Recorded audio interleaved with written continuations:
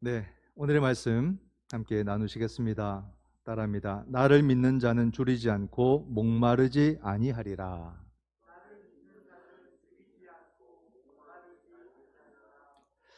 네, 오늘의 말씀을 통해서 우리의 영혼의 시원함을 얻고 또 힘들고 어려운 시기를 우리가 믿음으로 잘 감당해내서 이 기간이 지나고 나면은 우리가 정말로 정금처럼 새로워지는 우리들의 모습을 가질 수 있는, 도리어 힘들고 어려운 시간들을 우리가 더 좋은 시간으로 만들어가는 그런 우리들의 지혜로운 신앙, 또 우리의 삶이 될 수 있기를 바라고, 오늘의 말씀 속에서 그런 지혜를 함께 얻을 수 있기를 바랍니다.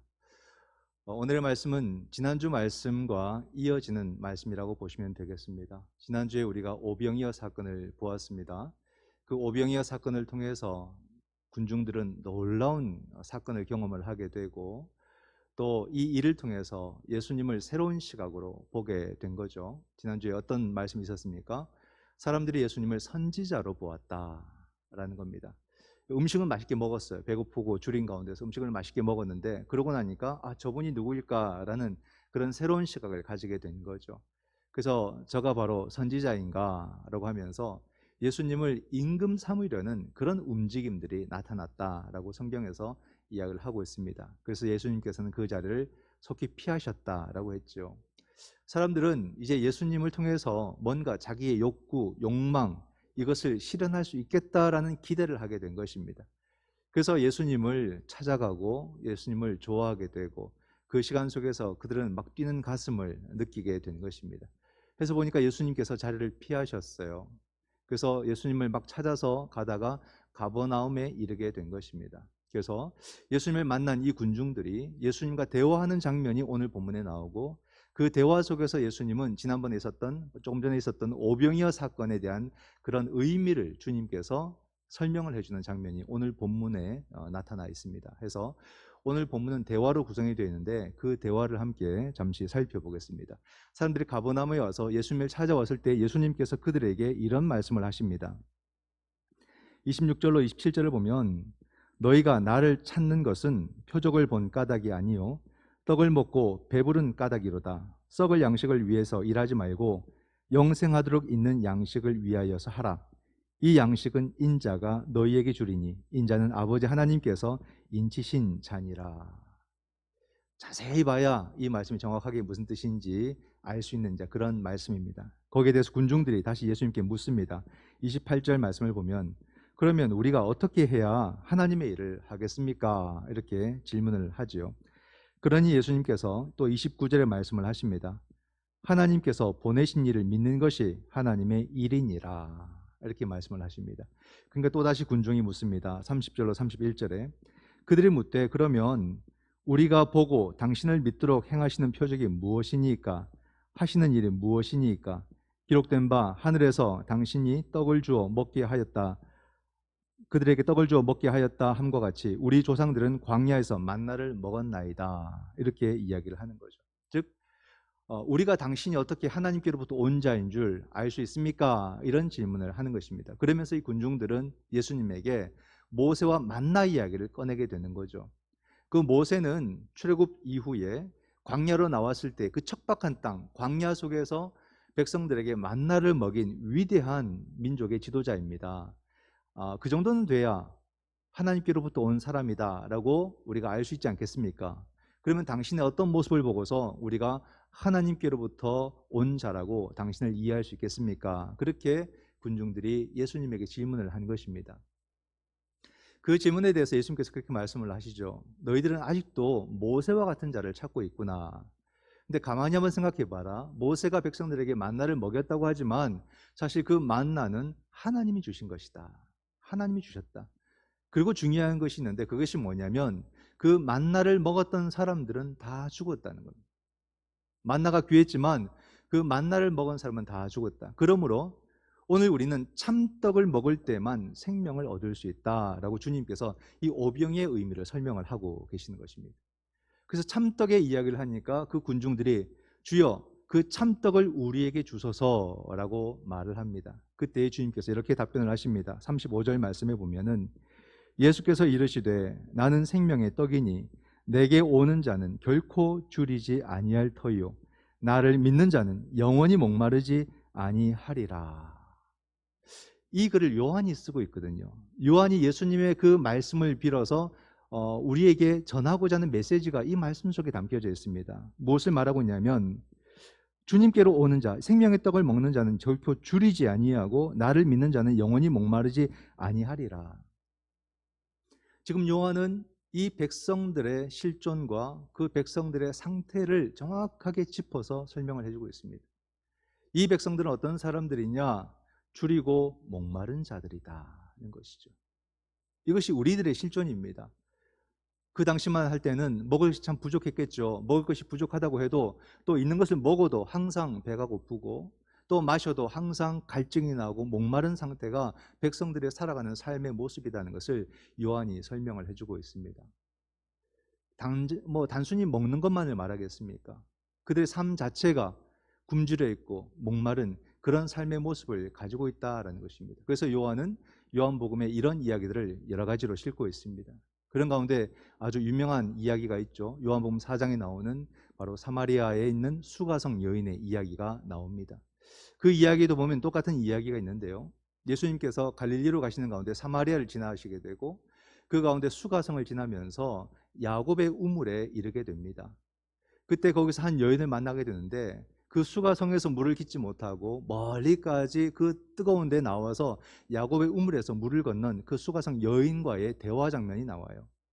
그때 예수님께서 그 여인에게 그런 말씀을 하셨습니다. 이 물을 먹는 자마다 다시 목마르게 되지만 내가 주는 물을 마시는 자는 영원히 목마르지 아니하리라. 내가 주는 물은 그 속에서 영생하도록 솟아난다라고 주님께서 말씀을 하신 겁니다. 그때 그 여인이 그렇게 얘기합니다. 주여, 그 물을 내게 주소서. 그죠? 그 여인이 말할 때 그렇게 표현합니다. 내가 더 이상 목마르지도 않고 또 내가 이곳까지 물을 기르러 나오지 않도록 그 물을 내게 달라. 이렇게 요청을 하는 거거든요. 그것은 그 여인의 삶 자체가 이미 줄이고 목마른 삶이라는 것입니다. 사람들의 어떤 시선을 피해서 이곳까지 왔을까? 그건 우리가 정확하게 알 수는 없지만 그 삶이 언제나 굶주려 있고 언제나 목말라하는 그런 삶이라는 것입니다. 이 문제를 치유하고 싶다라고 하는 그런 여인의 간절한 고백처럼 들리게 되는 거죠. 여러분, 오늘 우리의 삶은 어떨까? 오늘 우리의 삶도요, 그 수가성 여인이나 이 만나 가운데 있는 그 오병이어 가운데 있는 군중들의 모습과도 같은 것이 오늘 우리들의 현실입니다.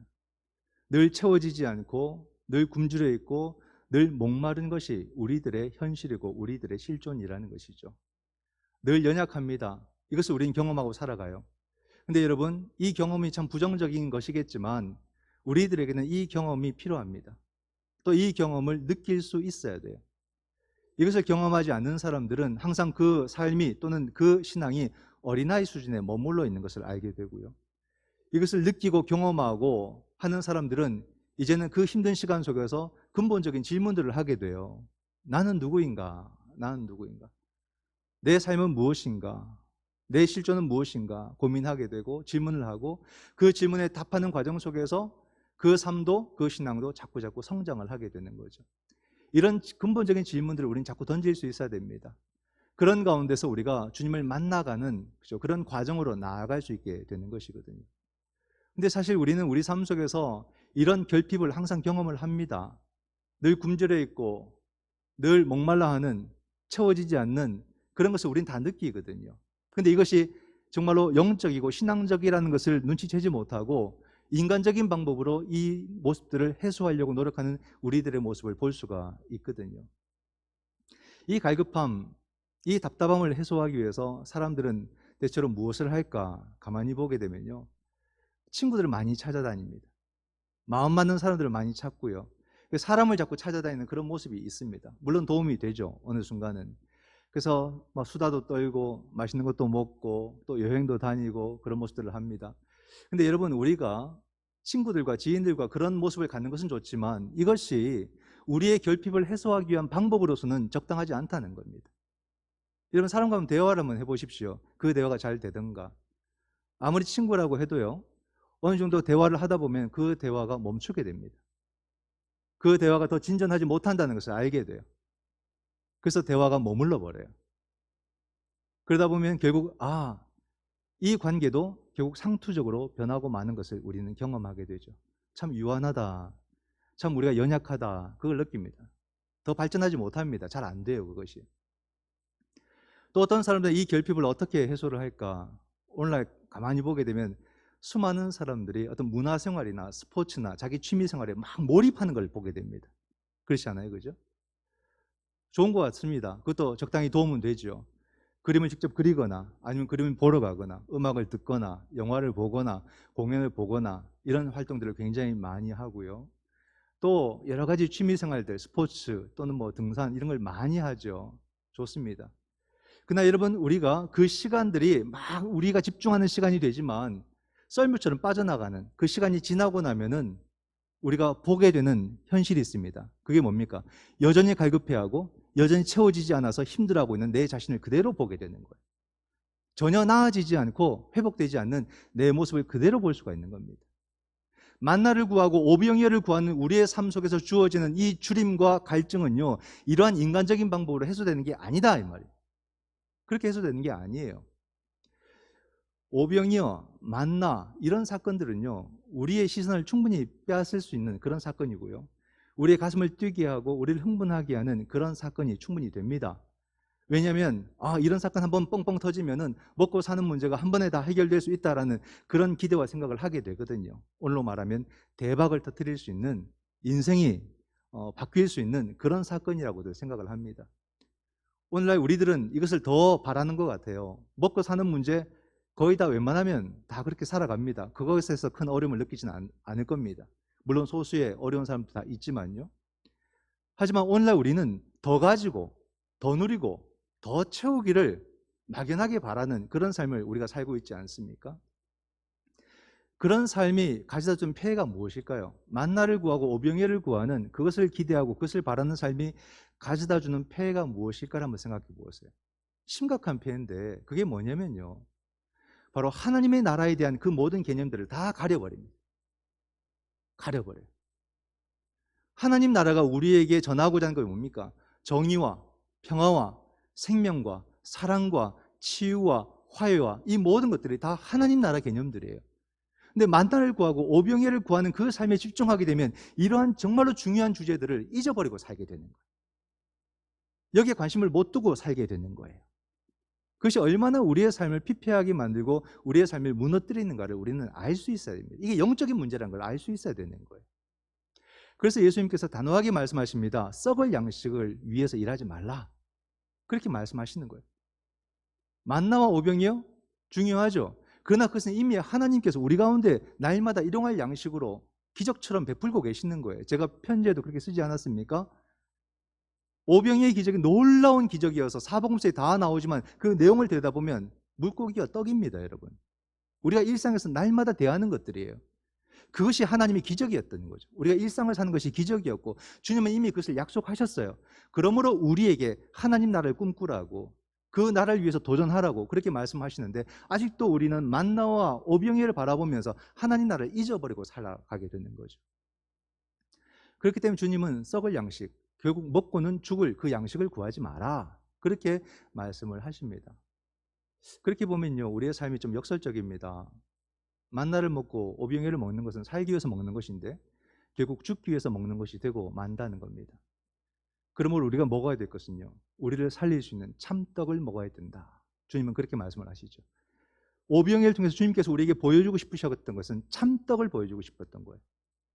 주님만이 생명의 떡이라는 것을 보여주고 싶었던 겁니다. 그 참떡이 누구시라고요? 예수님. 그죠? 내가 생명의 떡이니. 그렇게 말씀을 주님께서 하신 것입니다.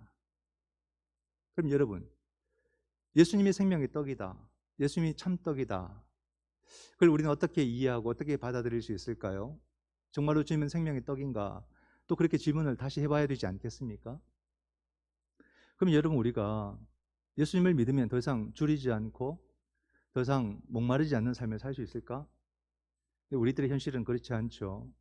우리가 얼마나 교회 열심히 다닙니까? 얼마나 주여 주여 부릅니까?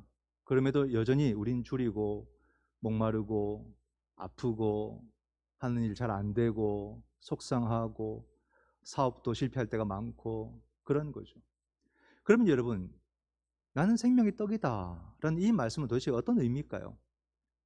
이거는 여러분, 만나와 오병이의 이야기가 아니라 영적인 이야기예요. 신앙적인 이야기고요. 기독교 영성에 관한 문제입니다. 저는 영적이라는 말과 기독교 영성이라는 말을 같은 의미로 쓰고 있는데요. 우리가 눈에 보이는 현실을 살아가지만 우리 현실을 바르게 사는 방법은 뭐냐면 이 영적인 부분이 채워지는 겁니다. 영적인 부분이 균형을 이루고 영적인 부분이 채워지게 되면요, 눈에 보이는 삶의 모습이 조금 부족해도 그 사람은 풍성한 삶을 살 수가 있습니다. 쉽게 예를 들면 그렇습니다. 힘들고 어려운 환경 가운데 있어도 사랑하는 사람과 함께 있고 또 우리가 마음이 맞는 사람과 함께 일을 해 나간다면 그 시간조차도 기쁘게 일을 할 수 있는 것과 마찬가지인 거죠. 영적인 부분이 채워져 있으면요, 어떤 환경이 주어져도 환경 탓하지 않습니다. 그 시간을 기쁘게 감당하게 되고 그 시간을 넘어서서 더 나은 시간으로 나아가는 사람이 되고 마는 거죠. 근데 이 영적인 부분이 채워지지 않으면요, 아무리 겉을 화려하게 가꾸어도 그 삶은 아파요. 그 삶은 힘들어요. 피곤한 삶이 되는 것입니다. 그만큼 영적인 부분이 굉장히 중요한 거죠. 그럼 우리가 이 기독교 영성의 부분, 이 영적인 부분을 어떻게 채워나갈 수 있겠는가? 그것은 사람의 수고와 노력으로 할 수 있는 것이 아닙니다. 하나님과의 관계에서만 바르게 세워질 수 있는 것이 영적인 부분이에요. 주님께서 뭐라 말씀하십니까? 내 아버지께서 너희에게 바로 하늘로부터 참떡을 주신다. 아버지가 주신다는 겁니다. 하나님이 우리를 사랑하셔서 하나님이 우리의 모든 삶을 소중하게 여기시고 책임지셔서 그 참떡을 주신다라고 말씀을 하시는 것이거든요. 그럼 그 참떡이 무엇입니까? 예수 그리스도. 그죠? 자꾸 답은 하나로만 일치하게 되는 겁니다. 이 이야기가 한 분만을 향해서 가게 되는 것입니다. 예수 그리스도. 그러니까 제자들은요, 나중에 사도가 되었을 때에 그들은 한결같이 이구동성으로 말합니다. 오직 예수 그리스도만이 우리에게 참 생명을 주신다. 누구나 다 그의 서신에 보게 되면 그렇게 표현을 합니다. 오늘 요한은 우리에게 뭐라 말하냐면 오직 예수 그리스도만이 우리에게 영생을 주신다. 그렇게 요한이 표현하고 있는 것입니다. 여러분, 오늘의 말씀이 우리에게 가르치고 있고 우리에게 권면하는 그런 메시지가 뭐겠습니까? 오늘 이 시대를 살아가는 우리에게도 똑같은 메시지가 되는데요. 우리가 만나와 오병이어에 우리 시선을 빼앗기지 아니하고 바로 우리는 더욱더 예수 그리스도에 관심을 갖는, 집중하는 그런 삶을 살아야 된다. 이걸 권면해주고 있는 거예요. 정말 우리의 척박한 현실들을 이겨나가고 감당할 수 있는 길은 뭐냐면 그 현실에 만나와 오병이에 집중하는 것이 아니라 바로 예수 그리스도에게 집중하는 자만이 그 현실을 감당해낼 수 있고 살아갈 수 있다는 거죠. 근데 오늘날은 더 위험한 시대가 되었습니다. 예수 그리스도에게 관심을 갖지 못하도록 방해하는 요소가 너무 많은 거예요. 이 기독교 영성에 집중하지 못하도록 만드는 요소가 너무 많은 겁니다. 다양하게 있겠죠. 예수가 누구이신지, 그에게 어떤 일이 일어났는지 관심을 갖지 않고 살아가는 사람들이 얼마나 많은지.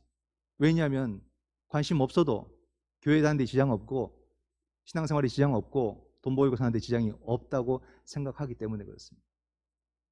그러면 이 사회가 점점 어떻게 되겠습니까? 더더욱 만나와 오병이어만 관심을 갖게 됩니다. 거기에 향한 열정이 더 뜨거워지게 되는 거예요.